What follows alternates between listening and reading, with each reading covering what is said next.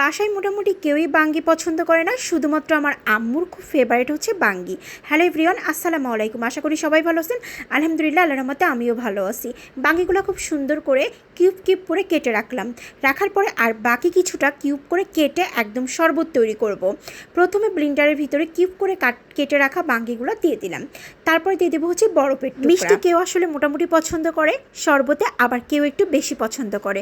তবে আমি যেহেতু 6 গ্লাস শরবত তৈরি করব, সেই পরিমাণ করে আমি কিন্তু চিনির পরিমাপটা দিচ্ছি।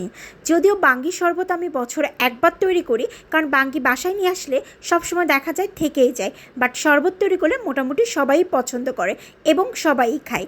তারপর দিয়ে দিলাম চিনি, দেওয়ার পরে অল্প একটু লবণ ব্যালেন্স করার জন্য, আর দিয়ে দেবো হচ্ছে লেবু। অবশ্যই কিন্তু আপনারা লেবু দেবেন, কারণ বাঙ্গির ফ্লেভারটা এত পরিমাণের করা, লেবুটা দিলে একদম ব্যালেন্স হয় এবং স্বাদেরও পরিবর্তন আসে। তারপরে দিয়ে দিলাম ঠান্ডা পানি দেওয়ার পরে আমি সুন্দর করে ব্লেন্ড করে নিলাম।